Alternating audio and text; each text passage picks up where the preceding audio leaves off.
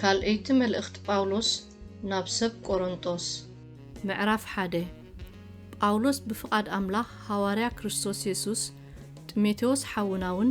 ናብታ ኣብ ቆሮንጦስ ዘላ ማሕበር አምላኽ ምስቶም ኣብ ዘላ አካያ ዘለዎ ሁላቶም ቅዱሳን ካብ እግዚአብሔር አቦናን ካብ ጎይታና ኢየሱስ ክርስቶስን ጸጋን ሰላምን ንኣኻትኩም ይኹን። አምላኽ አቦ ጎይታና ኢየሱስ ክርስቶስ አቦ ምሕረትን አምላኽ ኩሉ ምጽናዕን ይባረኽ። በትን ርእስና ካብ አምላኽ እንጽናናዓሉ ምጽንናዕ ነቶም ኣብ ጸባ ዘለው ዘበሉ ኩላቶም ከነጸናንዕ ምእንቲ ክከኣለናስ ብጸባና ዘበለ ዘጸናንዓና ንሱ እዩ። ከምቲ ስቃይ ክርስቶስ አባና ዝዓዝዝ ዘሎ ከምኡ ድማ ብክርስቶስ ዝኾነልና ምጽንናዕና ይዓዝዝ እዩ። ግና ከእንተ ጸበበና እኳ ንምጽንናዕኩምን ምድሓንኩምን እዩ። እንተ ተጸናናዕና ድማ ነቲ ንሕናውን እንስቀዮ ዘሎና ስቃይ ብትዕግስትኩም ዝጋድል ምጽንናዕኩም እዩ። ከምቲ ተመቐልቲ ስቃይ ከምኡ ከዓ ተመቐልቲ ምጽናዕ ከም ዝኾንኩም ፈሊጥና ተስፋና ኣባኻትኩም ጽንዕቲ እያ። ኣሕዋቴ ብዛዕባ እቲ ኣብ ኤስያ ዝረኸበና ጸበባ ህይወትና እኳ ክሳዕ እንቐብጽ ሓለፈ ዓቕምና እምብዛ ከም ዝኸበደና ክንሓብኣልኩም ኣይንፈቱን ኢና። ኣብቲ ንሙታት ዘተንስእ ኣምላኽ እምበር ኣብ ገዛእ ርእስና ምእንቲ ኸይንውከልሲ ሞት ከም እተፈረድና ኣብ ውሽጥና ይስማዓና ነይሩ። ንሱ ካብ ክንዲዚ ዝኣክል ሞት ኣድሕኑና የድሕነና ድማ ኣሎ። ንዳሕራዩን ከም ዘድሕነና ብኡ ተስፋ ንገብር ኣሎና። ንስኻትኩም ከዓ ብጸሎትኩም ትድግፉና ኣለኹም። ከምኡውን ሳላ እቲ ብብዙሓት ሰባት ዝረኸብናዮ ውህበት ጸጋ ብዙሓት ሰባት ብዛዕባና ከመስግኑ እዮም። ትምክሕትና ብጥበብ ስጋ ዘይኮነስ ብጸጋ አምላኽ ከም እተመራሕና ንሕና ኣብዛ ዓለም እዚኣ ምናዳ ኣባኻትኩም ብቅድስና አምላኽን ንጽህናኡን ከም እተመላላስና እዚ ናይ ሕልናና ምስክር እዩ። ብዘይ እቲ እተንብብዎን ወይስ እተስተውዕልዎን ካልእ ኣይንጽሕፈልኩምን ኢና እሞ ከምቲ ንሕና ትምክሕትኩም ምዃንና ብሓደ ወገኑ ኣስተውዒልኩምና ዘለኹም ከምኡውን ንስኻትኩም ብመዓልቲ ጎይታና ኢየሱስ ትምክሕትና ከም እትኾኑ ክሳዕ መወዳእታ ድማ ከም እተስተውዕልዎ ተስፋ እገብር ኣለኹ። ካዕበት ጸጋ ምእንቲ ክትረኽቡ ከዓ በዚ ተኣሚነ ቅድም ናባኻትኩም ክመጽእ ደሌኹ። ብኣኻትኩም ኣቢለ ከዓ ናብ መቄዶንያ ክሓልፍ ከም ብሓድሽ ድማ ካብ መቄዶንያ ናባኻትኩም ክመጽእ እሞ ንስኻትኩም ናብ ይሁዳ ከተፋንውኒ ደሌኹ። እምበኣርሲ እዚ ምስ ሓሰብኩ ብቕለት ድኾን ገይረዮ እኸውን ወይስ ኣባይ እወ ኣይኮነን ምእንቲ ክኸውንሲ እቲ ዝመኽሮ ድኾን ከም ስጋይ ገይረ መኺርዮ ኾይነ። እቲ በኣና ማለት በኣይን ስልዋኖስን ጢሞቴዎስን ኣብ ማእከልኩም እተሰብከ ወዲ ኣምላኽ ኢየሱስ ክርስቶስ ብኡ እወ እምበር እወን ኣይኮነን ኣይነበረን እሞ ኣምላኽ እሙን ከም ዝኾነ እቲ ንኣኹም ዝነገርናዮ ቃል እወን ኣይኮነን ኣይነበረን። ተስፋ ኣምላኽ ዘበለስ ኣብኡ እወ እዩ። ስለዚ ከዓ ኣምላኽ በኣና ምእንቲ ክኸብርሲ ብኡ ኣሜን እዩ። ግና ከእቲ ብክርስቶስ ገይሩ ምሳኻትኩም ዘጽንዓናን ዝቐብኣናን እቲ ዝሓተመናን ኣብ ልብናውን ዕርቡን መንፈስ ዝሃበና ኣምላኽ ንሱ እዩ። ግና ከእቲ ናብ ቆሮንጦስ ገና ዘይምምፀይ ምእንቲ ንምስክር ኢለ ከም ዝኾንኩ ኣምላኽ ንምስክር ኣብ ነፍሰይ እጽውዕ ኣለኹ። ብእምነት ቆንኩም ኣለኹም እሞ ደገፍታ ሓጐስኩም ደኣ ኢና እምበር ኣብ ልዕሊ እምነትኩም ክንጉይተት ኣይኮንናን።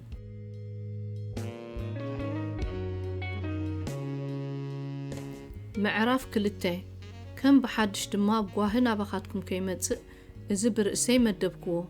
ማለት ኣነ እንታ ኣጓሃኹኹምሲ እቲ ብኣይ ምኽንያት ዝጓሃየ እንተ ዘይኮይኑ ደኣ መን እዩ ዝሐጉሰኒ? ሓጐሰይ ሓጐስ ኩላትኩም ከም ዝኾነ ብኩላትኩም እናተኣመንኩ ካብቶም ሓጐስ ክረኽበሎም ዝግባኣኒ ክመጽእ ከለኹ ጓህ ምእንቲ ኸይረክብ እየ እዚ ዝጽሓፍኩልኩም። እቲ ዘፍቅረኩም ፍቕረይ ኣዝዩ ብሉጽ ምዃኑ ምእንቲ ክትፈልጡ እምበር ብብዙሕ ጸበባን ጭንቀት ልብን ብዙሕ እናነባዕኩ ዝጽሕፈልኩም ምእንቲ ኸጉህየኩም ኢላ ኣይኮንኩን። ሓደ ሰብ ዝጓሃየ እንተሎ ግና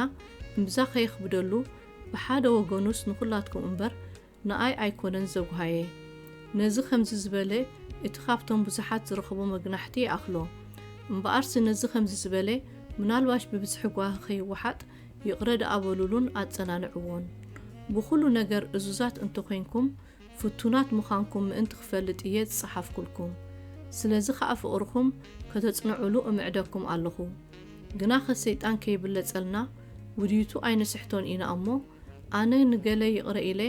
እንተ ኾይነ ብዛዕባኹም ኣብ ቅድሚ ክርስቶስ ይቕረ ኢለ እየ እምበኣርሲ ነቲ ይቕረ እትብሉሉ ኣነ እውን ይቕረ እብለሉ ኣለኹ ወንጌል ክርስቶስ ምእንቲ ክምህር ኢለ ናብ ጥሩኣስ ምስ መጻእኩ ግና ደጎውን ብጎይታ ተኸፊቱለይ ከሎስ ንቲቶስ ሓወይ ስለ ዘይረኸብክዎ ንሳቶም ኣሰንዮምኒ ናብ መቄዶንያ ወጻእኩ እምበር ኣብ መንፈሰይ ዕረፍቲ ኣይነበረን ግና ኸነቲ ብክርስቶስ ኩሉ ሳዕ ናብ ዓወት ዝመርሓና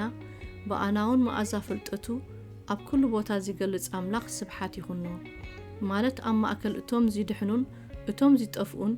ኣብ ቅድሚ ኣምላኽ መኣዛ ክርስቶስ ኢና ነዚኣቶም ካብ ሞት ናብ ሞት ነቲኣቶም ግና ካብ ህይወት ናብ ህይወት ዘብጽሕ ሽታ ኢና ነዚ ክእለት ዘለዎ መን እዩ ብኣምላኽ ተደሪኽና ብገርህነት ኣብ ቅድሚ ኣምላኽ ብክርስቶስ ኮይና ንዛረብ ኣሎና እምበር ከምቶም ብዙሓት ንቓል ኣምላኽ ዝሓዋውሱ ኣይኮንናን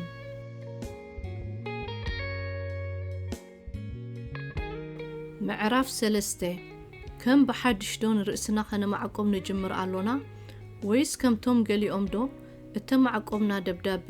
ናባኻትኩም ወይስ ካባኻትኩም ተድልየና እያ ኣብ ልብና እተጻሕፈት ኩሉ ሰብ ዝፈልጣን ዘንብባን ደብዳቤና ንስኻትኩም ኢኹም ንስኻትኩም ብመንፈስ ሕያው ኣምላኽ እምበር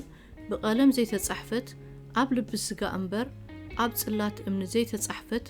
ብምግልጋልና ደብዳቤ ክርስቶስ ምዃንኩም ግሁድ እዩ ብክርስቶስ ግና ኣብ ኣምላኽ ከምዚ ዝበለ እምንቶ ኣላትና ክእለትና ካብ ኣምላኽ ደኣ እዩ እምበር ካብ ርእስና ገለ ከም ዘምጻእና ሓንቲ እኳ ክንሓስብ ኣይከኣለናን እዩ ፊደል ይቐትል መንፈስ ግና ሕያው ይገብር እዩ እሞ ንሱ ኸኣ ንናይ መንፈስ እምበር ንናይ ፊደል ዘይኮነ ኣገልገልቲ ሓድሽ ኪዳን ክንከውን ከኣል ትገበረና ግና ኸእቶም ደቂ እስራኤል ብምኽንያት እቲ ሓላፊ ዝኾነ ክብሪ ክነሱ ምጥማት እቲ ገጽ ሙሴ ክሳዕ ዝስእኑ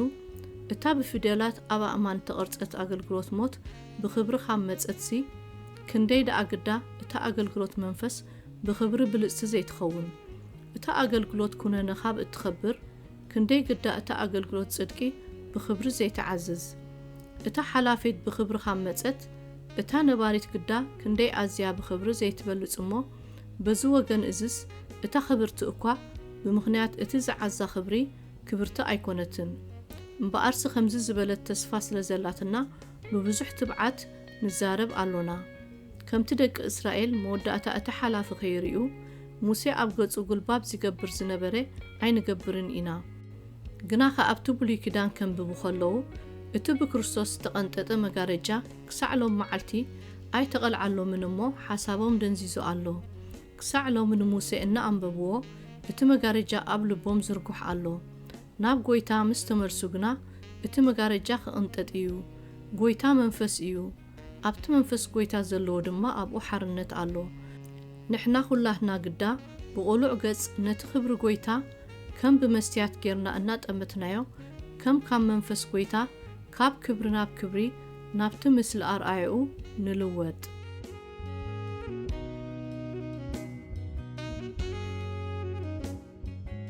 ምዕራፍ 4 ኣብ ቅድሚ ኣምላኽ ንሕልና ኩሉ ሰብ ነታ ሓቂ እናገለጽናሉ ነፍስና ንማዕቆብ እምበር ብተንኰል ከይተመላለስና ንቓል ኣምላኽ እውን ሓሳቡ ከይገበርናዮ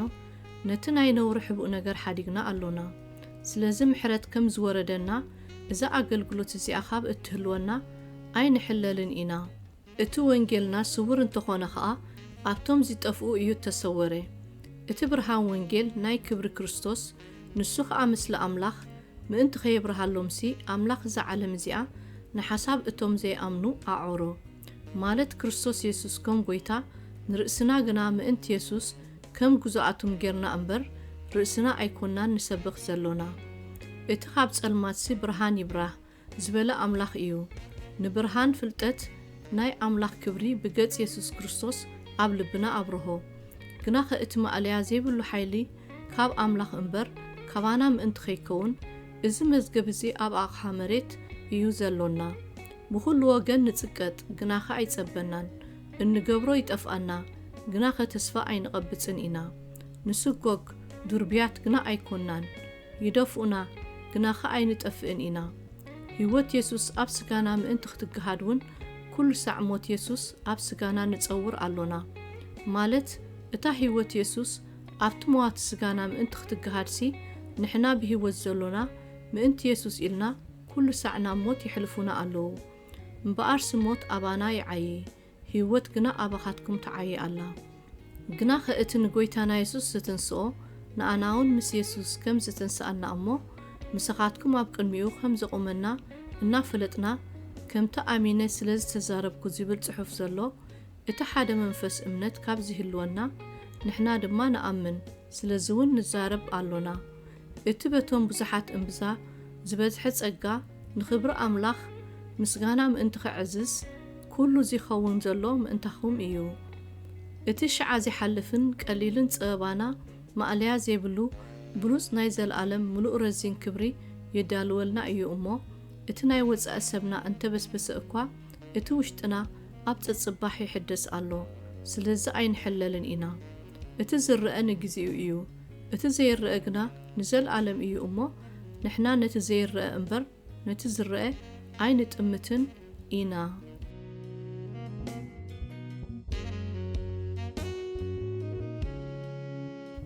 ምዕራፍ 5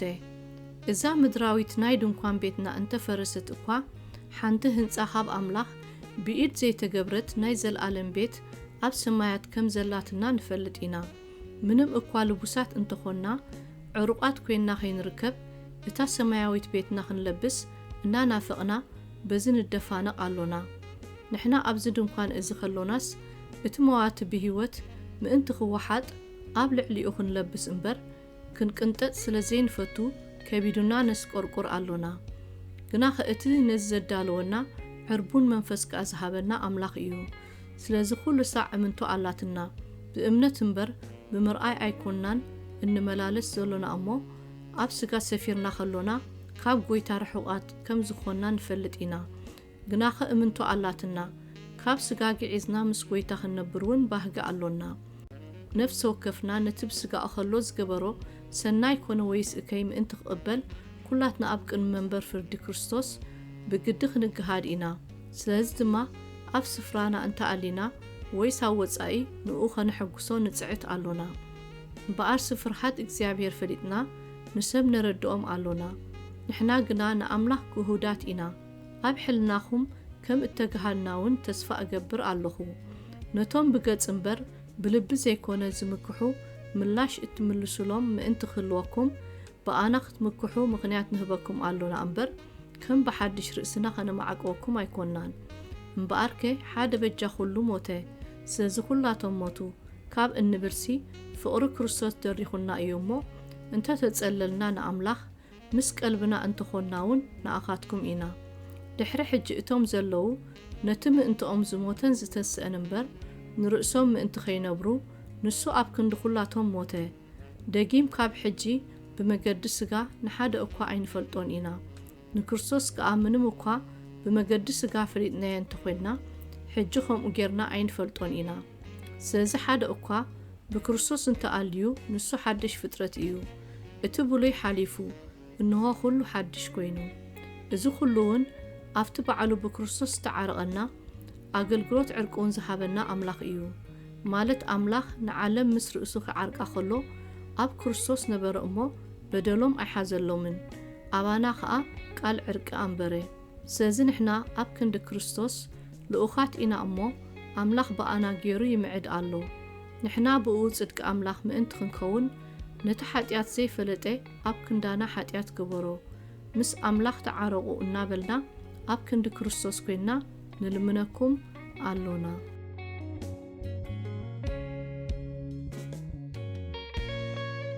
ምዕራፍ 6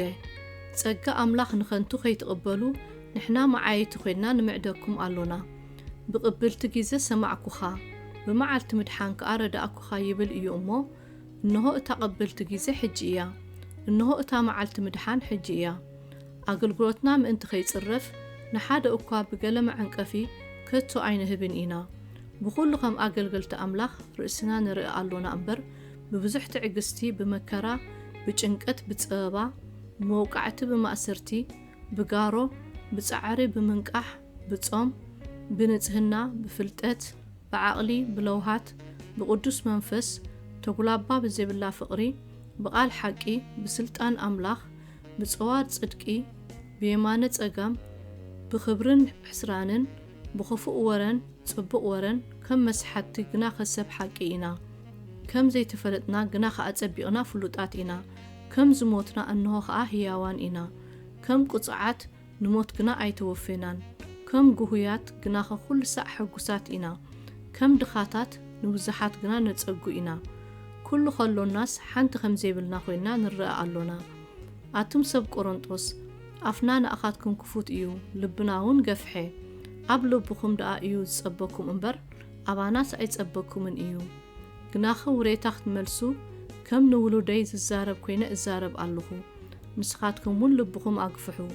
مستوم زي أمنو أب حدا أرعوت أي تتصمدو مالت نصدقن حاتياتن انتاي أراخيبو ويس نبرهان متسألمات انتاي حبرت أليوو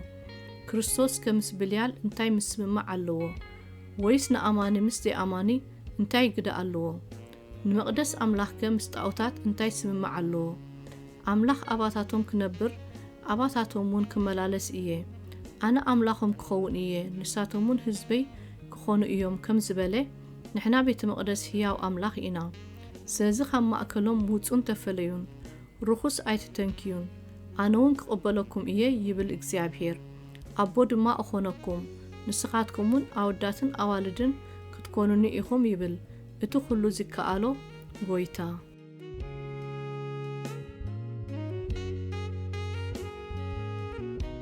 معراف شوعاتي مبارك أتم فقراتي إذا تسفاتات إذا خاب زهلو الناس بفرهات أملاح قدسنا أنا ملأنا كابت سجان منفسن زرك زبل خلو رأسنا ننتزه قبل بخم سفرة أرحبولنا نحنا نحاد أقوى عمتنان نحاد أقوى قدأنان نحاد أقوى تبلتنا لون مسانا نمومات بهوت نمنبارن قبل بنا خمزل لخمسي كن مئزي إلى الله أمه إذا زبلو زلخو نبينهم أيكونكن أبخاتكم بزح تبعات ألوني تمكحتي بأخاتكم عبيئو بمتصنع ملي ألخو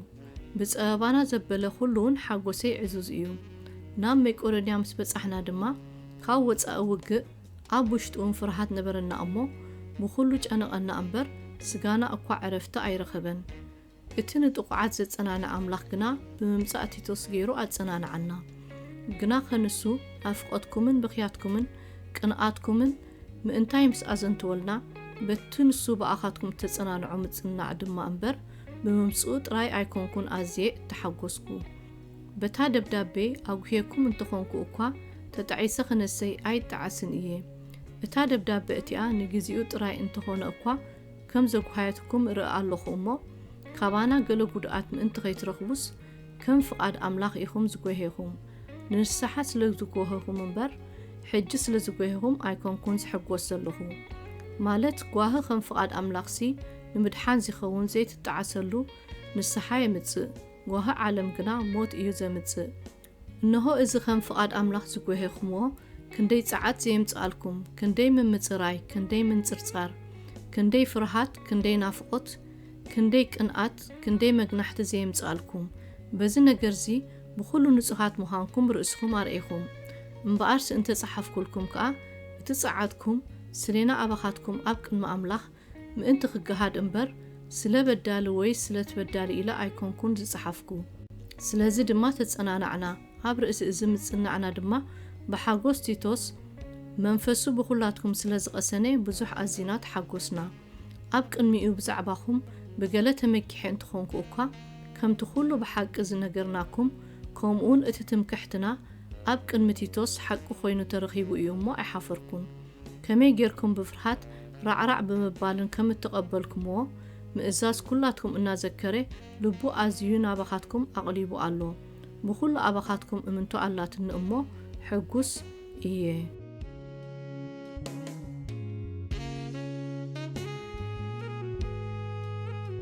معراف شمونته أحواتي اتأبتن محبرات ميقودونيا توحبة زقا أملاخ نفلتكم ألونا كم عقمومن حلفة عقمومن بعلاتهم فتيوم كم زهابو امسكرلهم ኣለኹ እሞ ببزح صبابات تمكيروم حلفة حقوسومن تلك زخونة دخنتومن نبزح لقزوم أزيو عززي نزي ጸጋ እዝን ንሕብረት ምግልጋል ቅዱሳንን ببزح لمانونا لمنونا بفقاد أملاح قدم نقويتا دحريو خانا أنا رؤسهم وفي أمبر كم تنحنا تسفاز قبرنا يطراي أيكونن مو نتيتوس كم تقدم زجمرو كم أخا أزي ጸጋ أزي أبخاتكم ون كفتسم بعينايا ألونا جناخ بخلو بأمنتن بقالم بفلتأتن بساعات زبلن بفقرخم نآناون كم زعززكم بتسأجا إذا عزوزات نموهان تتنقعو إذا زبلكم زلخو خاء بساعات اتم كالوت نتم مصراي فقرخم مئنت خعزبية أنبر كم تأزاز جيرا أيكونكم تسأجا قويتانا يسوس كريستوس تفلتو يخمومو نسخاتكم بتدخنتو مئنت ختبتمو هابتام كنسوس مئنتخاتكم دخيه إذا تغمكم إيه أمو بزيد ما مخرق هبكم علىهو نسخاتكم نفقاد دم أنبر نمقبار تراي أيكونكمن كاب عامي حيزكم قدم زجمركم حجخ أخمتن نفقاد تداليهم زنبركمو كم أجركم كم عقمهم نمفتسامون بقبرو فتسمو فقاد لب انت أليوس بتزلو متن قبول ينبر بزيبلو أيكونن ما انت معرة خون مالتي إيه أنبر نخالقوتن رهوا نأخاتكم من سببا ما انت خون إلى أيكونكم كميو بزح زأكبا أيترفن حيدت زأكبون أيقدلن زيبل صحف زلو أبز زمن إزي حجي اتترفكم نتقودلهم كملئ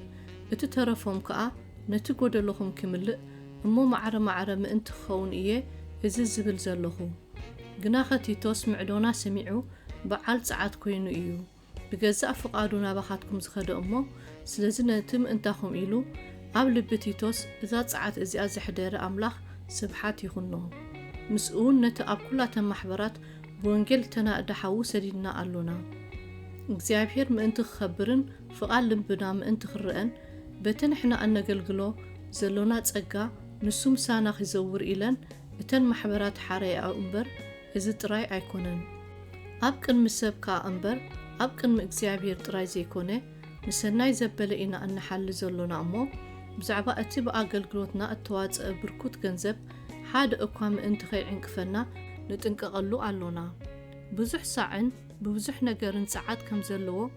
زمرمرنايو حجون أباخاتكم بزح أمنت سلزلوه اتبع العبيو ساعات حاونا مساتاتهم سدينايا علونا بزعبا تيتوس انتخونا خا ناي بتساي أباخاتكمون معايتي إيو اتو محواتنا انتخونون لأخات محبرن كبر كريستوسن إيوم انبقارس مجهاد فقرخمن تمكحتنا بأخاتكم أبقن بإتن محبرات نقطاتهم أرئيوهم معراف تشعته أكايا خاب عم جميرا كم التدالوتن بأخاتكم أمي كودنياون زحبانولو فقاد لبخمن كنقاتكمن نبزحات سب كم زسحالتن فلت إيه أمو بزعبا أقلقلوت نتم قدسانسي كزحفلكم آيلينن إيو تمكحتنا بأخاتكم بز تكبار إزي كنتم انتخيكون قنا كم تزبلكو تداليهم كتسأنحو نتو محوات اللي إخيوم ألوهو انت زي كوينوس ميكوروناويان مساين تمتو كي تدالهم انت رخبوهم نسخاتكم كي نبلسي نحنا بز امنتونا قي نحفر إلى لأخكوهم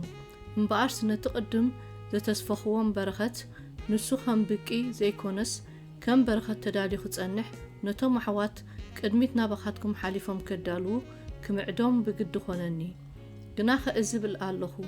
اتو قطيبو زي زرق قطيبو يعزد اتو ببرخت زرق جنا ببرخت ايو زي عزد أملاخ حقوس وهابي ايو زفتو امو نفس وكف بقاهو ويس بقد زي كونس كم تبلبوز حلنو يهاب كم تأتي صحوف زروان دخاتاتون هابي صدقون زي العالم ينبر جبلو أملاخ كا مئنت بخلو كل ساعة زي أكل كل حسكم نسناي قبري كل تقبلل كتبلو تسأجا زبل أباخاتكم تقبلل كيبل يكالو إيو جناخ اتن زرائي زرقن مكبز خون انجراز عدل نسو زرقهم كعدلوكمن كيبر كتولكمن نفرز ادقخمن كيبقلون إيو نسخاتكم كأبو خلو بتبقاتاتنا جيرو نأملاخ مسكانا زعايل كسيخ تهبتمو إيخم إتا أقلقلوت إزي قبر إزي ببزح مسكانا نأملاخ ጸብለል ይብል እምበር ጎደሎ እቶም ቅዱሳን ጥራይ ኣይኮነን ዝምልእ ንሳቶም ብምጽራይ እዚ ኣገልግሎት እዚ ንምእማን ወንጌል ክርስቶስ ስለ እተገዛእኩም ስለቲ ንኣታቶምን ንኹሉን ዝኸውን ልግሲ ሓገዝኩም ንኣምላኽ የመስግኑ እዮም ንሳቶምን ስለቲ ኣባኻትኩም ዘሎ ማዕልያ ዘይብሉ ጸጋ ኣምላኽ ምእንታኻትኩም እናጸለዩ ይናፍቑኹም እዮም ስለቲ ዘይንገር ህበት ንኣምላኽ ስብሓት ይኹኖ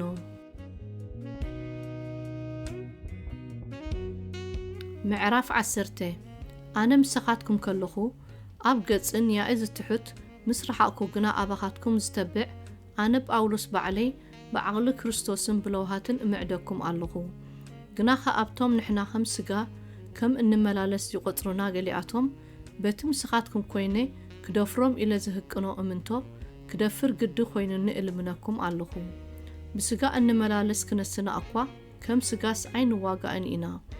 ኣጽዋር ውግእና ኣብ ቅድሚ ኣምላኽ ንምፍራስ ጽኑዕ ዕርድታት ብርቱዕ እዩ እምበር ስጋዊ ኣይኮነን ብኡ ኸዓ ሓሳባትን ምስ ፍልጠት ኣምላኽ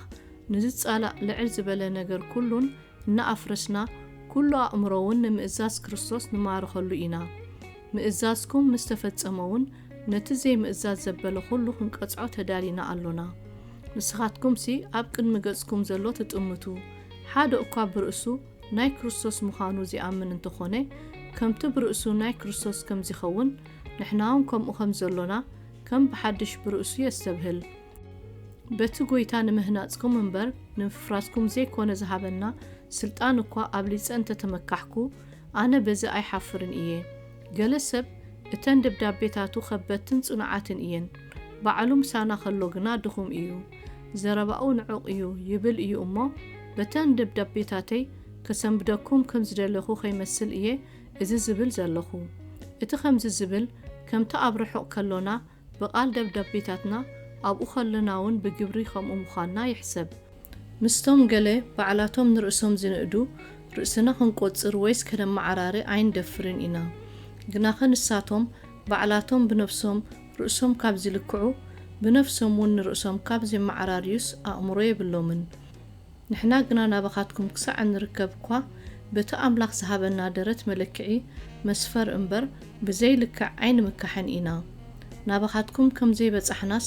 ባዕላህና እምብዛ ኣይንመጣጠርን ኢና ብወንጌል ክርስቶስ ሲ ክሳዕ ናባኻትኩም እኳ በጺሕና ኣሎና ብጻማ ካልኦት ብዘይ ዓቐን ኣይንምካሕን ኢና እሞ እምነትኩም እናዓበየት ምስ ከደት ግና ከም ዓቕምና ንምውሳኽ ኣባኻትኩም ከም እናዓቢ ተስፋና እዩ ኣብቲ ካልኦት ዘዳለዎ ሰበኻ ኣቲና ኸይንምካሕሲ ኣብቲ ኽንየውኩም ዘሎ ሃገር ወንጌል ክንሰብኽ ኢና እቲ እግዚኣብሔር ዝንእዶ እምበር እቲ ንርእሱ ዝንእድ ኣይኮነን ተፈቲኑ ዝወፅእ ስለዚ እቲ ዝምካሕ ብእግዚኣብሔር ደኣ ይመካሕ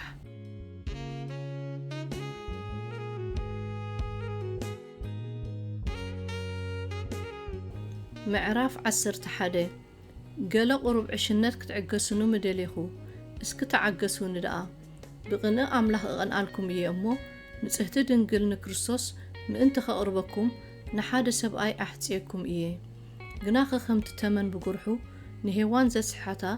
ከምኡውን ሓሳብኩም ካብቲ ናብ ክርስቶስ ዝኸውን ገርህነትን ንጽህናን ምናልባሽ ከይጠፍእ እፈርህ ኣለኹ ስለዚ ሓደ እኳ ንሕና ዘይሰበኽናዮ ካልእ ኢየሱስ እንተሰበኸ ወይስ ንስኻትኩም ዘይተቐበልኩምዎ ካልእ መንፈስ እንተተቐበልኩም ወይስ ዘይረኸብኩምዎ ካልእ ወንጌል እንተመጸኩም ጽቡቕ ትዕገስዎ ኣለኹም ኣነ ካብቶም ኣዝዮም ብሉጻት ሓዋርያ ብሓንቲ እኳ ዝሓምቕ ኣይመስለንን ብዘረባ እኳ ዓሻ እንተኾንኩ ብፍልጠሲ ከምኡ ኣይኮንኩን ግና ኸብኹሉን ኣብ ኩሉን ኣባኻትኩም ግሁዳት ኢና ወይስ ንስኻትኩም ምእንቲ ልዕል ክትብሉ ኢለ ርእሰይ ኣትሒተ ወንጌል ኣምላኽ ብኸምኡ እንተሰበኽኩልኩም ዶ ሓጢኣት ገይረ እየ ንኣኻትኩም ምእንቲ ኸገልግል ኢለ እየ ካባታተን ዓስቢ እናተቐበልኩ ነተን ካልኦት ማሕበራት ዝበዝበዝክወን ምሳኻትኩም ከለኹ ኸዓ ምስ ሰኣንኩ ካብ መቄዶንያ ዝመጹ ኣሕዋት መሊኦሙለይ እሞ ኣብ ሓደ እኳ ኣየኽበድኩን ብኹሉ ድማ ርእሰይ ኸየኽብደልኩም እጥንቀቕ ኣለኹ ክጥንቀቕ እውን እየ ከምቲ ናይ ክርስቶስ ሓቂ ኣባይ ዘሎ እዚ ትምክሕቲ እዚ ኣብ ሃገር ኣካያ ዘሕድገኒ የልቦን ስለምንታይ ኣነ ስለ ዘየፍቅረኩም ድዩ ኣምላኽ ይፈልጥ ግና ኸበቲ ዝምክሕሉ ኸማና ኾይኖም ምእንቲ ክርከቡ ነቶም ምኽንያት ዝደልዩ ምኽንያት ምእንቲ ክኸልኦም ኢለ እቲ ዝገብሮ ክገብሮ እየ። ከምዚኣቶም ዝበሉ ሰባት ከዓ ሐዋርያት ሐሶት ዝጥብሩ ዓየይቲ ርእሶም ንሐዋርያት ክርስቶስ ዘምስሉ እዮም። ሰይጣን እኳ ንርእሱ ንመልአኽ ብርሃን ይመስል እዩ እሞ እዚ ኣየገርምን እዩ። ስለዚ ከዓ እቶም ኣገልገልቱ ንርእሶም ነገልገልቲ ጽድቂ እንተኣምሰሉ ዓብዩ ነገር ኣይኮነን። መወዳእትኦም ግና ከም ግብሮም ክኸውን እዩ። ከም ብሓድሽ ከዓ እብል ኣለኹ ሓደ እኳ ዓሻ ከም ዝኾንኩ ኣይምሰሎ። እንተዘይኮነስ ኣነ እውን ገለ ቁሩብ ምእንቲ ክምካሕ ከም ዓሻ ጌርኩም ተቐበሉኒ። እዚ በዚ እምንቶት ምካሕቲ ዝብሎ ዘለኹ ከም ብዕሽነት እምበር ብእግዚአብሔር ኣይኮንኩን ዝብል ዘለኹ። ብዙሓት ከም ስጋ ካብ ዝምክሑ ኣነ እውን ክምካሕ እየ። ንስኻትኩም ለባማት ስለ ዝኾንኩም ነቶም ዓያሱ ብታሕጓስ ትዕገስዎም ኣለኹም። ሓደ ከም ባርያ እንተገበረኩም፣ ሓደ እንተወሓጠኩም፣ ሓደ እንተሓዘኩም፣ ሓደ እንተኾርዓልኩም፣ ሓደ ገጽኩም እንተጸፍዓኩም ትዕገስዎ ኢኹም። ንሕና ድኹማት ኮይንና ከም ዝነበርና ብናይ ውርደት እብል ኣለኹ። ግና ኸበቲ ሓደ ካልእ ዝደፍረሉ ብዕሽነት እየ ዝብል ዘለኹ። ኣነ እውን እደፍር እየ። ዕብራውያን ድዮም ኣነ ኸዓ፣ እስራኤላውያን ድዮም ኣነ ኸዓ፣ ዘርኢ አብርሃም ድዮም ኣነ እውን እየ። ኣገልገልቲ ክርስቶስ ድዮም ከም ጽሉል እየ ዝዛረብ ዘለኹ ኣነ እበልጾም እየ። ብጻዕሪ ሕልፊ ዘሎኒ፣ ብማእሰርቲ ሕልፊ ዘሎኒ፣ ብመውቃዕቲ ጸብለል ዝበልኩ ብዙሕ ጊዜ ኣብ ሞት ዝበጻሕኩ እየ። ብኣይሁድ 5 ጊዜ ንርብዓስ ሓደ ጐደል ተገሪፈ፣ 3 ሳዕ ብሽመል ተዘቢጠ፣ 1 ሳዕ በእማን ቀጥቀጡኒ፣ 3 ሳዕ እታ ዝነበርኳ መርከብ ተሰብረት፣ ለይትን መዓልትን ኣብቲ መዓሙቕ ባሕሪ ሓዲረ ወዓልኩ። ብዙሕ ጊዜ ኣብ መገሻታት ነይረ፣ ኣብ ርባታት ብፍርሃት፣ ካብ ከተርቲ ብፍርሃት፣ ካብ ደቂ ዓደይ ብፍርሃት፣ ካብ ኣሕዛብ ብፍርሃት፣ ኣብ ከተማ ብፍርሃት፣ ኣብ በረኻ ብፍርሃት፣ ኣብ ባሕሪ ብፍርሃት፣ ኣብ ማእከል ኣሕዋት ሓሶት ብፍርሃት እየ ዝነበርኩ። ብዕዮን ብጻዕርን ብዙሕ ጊዜ ብምንቃሕ ብጥሜትን ብጽምእን ብዙሕ ጊዜ ብጾም ብቑርን ብዕርቃንን ነይረ። ኣብ ልዕሊ እዚ ኣብ ወጻእ ዘሎ ኩሉ ነገር እቲ ኣብ ጸጽባሕ ዝጸበኒ ማለት ብዛዕባ እቲ ብኹላተን ማሕበራት ዝሓልዮ ዘለኹ ሓልዮት እዩ። መን እዩ ዝደክም? ኣነ ዘይደኽመሉ። መን እዩ ዝዕንቀፍ? ኣነ ኸዓ ዘይነድድ። ክምካሕ ዘድልየኒ እንተኾይኑስ ኣነ ብናይ ድኻመይ ክምካሕ እየ። እቲ ንዘለኣለም ብሩኽ ኣምላኽ ኣቦ ጐይታና ኢየሱስ ክርስቶስ ኣነ ከም ዘይሕሱ ንሱ ይፈልጥ እዩ። ኣብ ደማስቆ እቲ ናይ ንጉስ ኣሬጣስ ምስለኔ ክሕዘኒ ደልዩ ነታ ከተማ ሰብ ደማስቆ ኣሓለዋ እሞ ኣብ ከፈር ገይሮም ብመስኮት እቲ ቐጽሪ ኣውረዱኒ። ካብ ኢዱ እውን ኣምለጥኩ።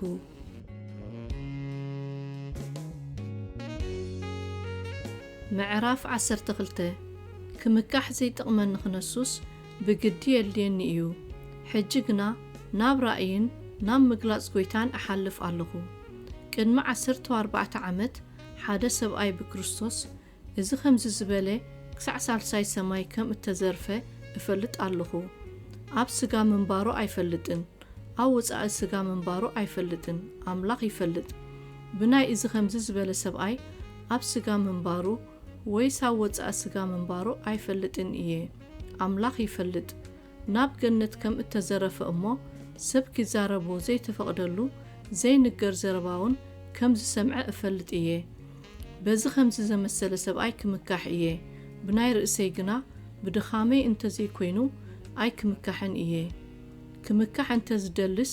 ሓቅም ተዛረብኩ እሞ ኣይ መዓሸኹን ነይረ። ግናኸ ሓደ እኳ ሓለፋ እቲ ዝርእየለይ ዘሎን ወይስ ሓለፋ እቲ ኻባይ ዝሰምዖን ከይሓስበኒ ሸለል ኢለ ኣሓድጎ ኣለኹ። ብምኽንያት እቲ ኣዝዩ ብሉጽ ራእይ እምብዛ ምእንቲ ኸይዕበ ኸዓ ኣብ ስጋይ ግራጭ ተዋህበኒ። እምብዛ ምእንቲ ኸይዕበ መልኣኽ ሰይጣን ክስቅየኒ ተዋህበኒ። እዚ ግናይ ኻባይ ክርሕቕ ብዛዕባ እዚ ንጐይታ 3 ሳዕ ለመንክዎ። ንሱ ኸዓ ሓይለይ ብድኻም እዩ ዝፍጸም እሞ ጸጋይ ይኣኽለካ በለኒ። ስለዚ ሓይሊ ክርስቶስ ኣብ ልዕለይ ምእንቲ ክሓድር ብብዙሕ ተሓጓስ ብድኻመይ ክምካሕ እየ። እምበኣርከም ምዝደክም ሽዑ እየ ዝብርትዕ እሞ ምእንቲ ክርስቶስ ኢለ ብድኻም፣ ብጸርፊ፣ ብሓሳር፣ ብምስጓግ፣ ብጸበባ ኣሕጐስ እየ። ምናምን እኳ ክነሰይ ካብቶም ኣዝዮም ብሉጻት ሐዋርያት ኣይሓመቕኩን እሞ ንስኻትኩም ግዳ ክትንእዱንም ተገባኣኩም ነይሩ ኣነ ዓሽየ ግና ኸንስኻትኩም ኢኹም ግዲ ዝበልኩምኒ ትእምርትታት ሐዋርያስ ብትእምርታታትን ብተኣምራትን ብግብረ ሓይልታትን ኣባኻትኩም ብኹሉ ትዕግሲ ተገብረ ብዘይ እቲ ኣነ ባዕለይ ዘየኽበድኩልኩም ሙኻን እንተ ዘይኮይኑስ ካብተን ካልኦት ማሕበራት ዘጉደልኩልኩም እንታይ እዩ እዛ በደል እዚኣ ይቕረበሉለይ እንሆ ናባኻትኩም ክመጽእ ካብ ዝዳሎ እዚ ሳልሳየ እዩ ኣነ እውን ንኣኻትኩም እምበር ንገንዘብኩም ኣይኮንኩን ዝደሊ ዘለኹ ወለድድ ኣነ ውሉዶም እምበር ውሉድ ንወለዶም መዝገብ ከዝግቡ ግቡእ ኣይኮነን እሞ ኣነ ኣይከኽብደልኩምን እየ ብመጠን እቲ ኣነ ኣዕዚዘ ዘፍቅረኩም ዶ ንስኻትኩም ኣጉዲልኩም ተፍቅሩና ኣለኹም ኣነ ኣብ ክንዲ ነፍሳትኩም ብብዙሕ ታሕጓስ ኩሉ ወፍየልኩም ነፍሰይ እውን ክውፍየልኩም እየ እስኪ ዝኾነ ይኹን ብብልሓት ኣይ እየ ጠቢረ ዝሓዝኩኹ እምበር ኣነ ኣየኽበድኩልኩምን በቶም ናባኻትኩም ዝለኣኽክዎም ገይረዶ ገለ ተበሊጸልኩም እየ ቲቶስ ለሚነዮ ምስኡን ነቲ ሓደ ሓው ሰዲደዮ ቲቶስ ድኾን ተበሊጽልኩም ኮይኑ ብሓደ መንፈስ ዶ ኣስኣሰር ሓደ ኣይተመላለስናን ንርእስና ኣባኻትኩም ከም እነመጻርያ ካብ ቀደም ሒዝኩም ተሓስቡ ነርኩም ኣብ ቅድሚ ኣምላኽ ብክርስቶስ ኢና እንዛረብ ዘሎና ግና ኸኣቱም ፍቁራተይ ኩሉ ንምህናጽኩም እዩ ክመጽእ ከለኹ ምናልባሽ ከምቲ ኣነ ዘይደለኽዎ ኾይንኩም ከይረኽበኩም ንኣይውን ከምቲ ዘይትደልይዎ ኾይነ ኸይትረኽቡኒ ምናልባሽ ባእሲ ቅንኢ ኩራ ሻራ ሕሜት ሕሹኽሹኽ ምንፋሕ ህውከት ከይህልወኩም እፈርህ ኣለኹ ክምለስ ከለኹ ኣምላኸይ ኣብ ቅድሚኹም ከየዋርደኒ ኣነውን በቶም ቀደም ሓጢኣት ዝገበሩ እሞ ካብቲ ዝገበርዎ ርክሰት ምንዝርን ዕብዳንን ዘይተነስሑ ብዙሓት ከይጎሂ እፈርህ ኣለኹ